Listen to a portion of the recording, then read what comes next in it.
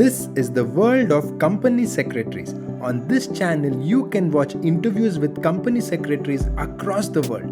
Make sure you subscribe and hit that bell icon. So, can you please tell us, for someone who's been around for 10 years, what are the kind of trends you're seeing in the transactional space when it comes to PE funding or private equity or generally corporate law work? What are the trends which you're seeing in the recent past?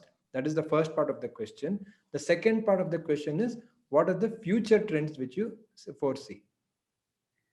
So I don't think the concept of startup PE was even existent 10 years ago, which is now there.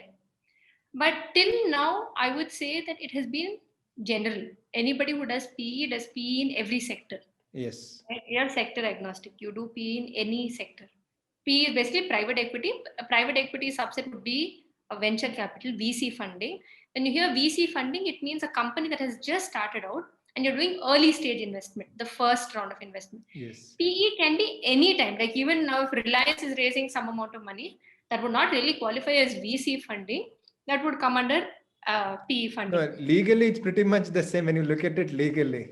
Yeah, documentation is the same, just the Yes. nomenclature of things is True. different, right? So till now, transactional work itself was one big basket. Everybody would do M&A, you do JVs, you do anything which is non-disputed. Basically, agreement types would be one Correct. general term of sorts, right? True. But now I think there's a lot of specialization that has now started coming in.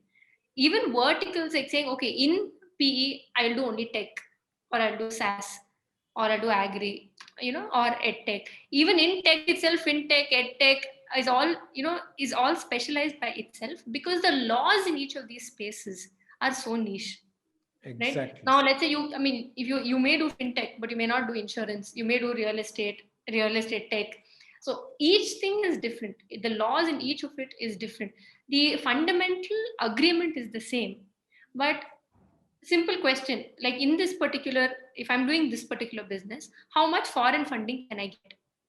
Right? If that's a constantly changing sort of a question that the law keeps changing in that. So like this, laws keep changing always. So nowadays we're seeing specializations in each sector. Even things like say due diligence is very different from negotiating a particular transaction, right? True. As this is one space that I think company secretaries have a, if you have if you are a main company secretary, pursuing company secretary as your main profession, I think to be able to provide a due diligence wing by itself to law firms is a huge value add that you can bring to the table. Because due diligence is basically say, okay, how has this company done business so far? And I think that a CS would be more qualified than a lawyer to be able to answer these questions practically, right? So if you went to a law firm and said, okay, we will handle the due diligence part, you handle the documentation part, right? It's a big takeover, a huge load off the law firm, which nowadays law firms have their own separate DD team. But if a CS team is able to support law firms, I think that would be a huge value add.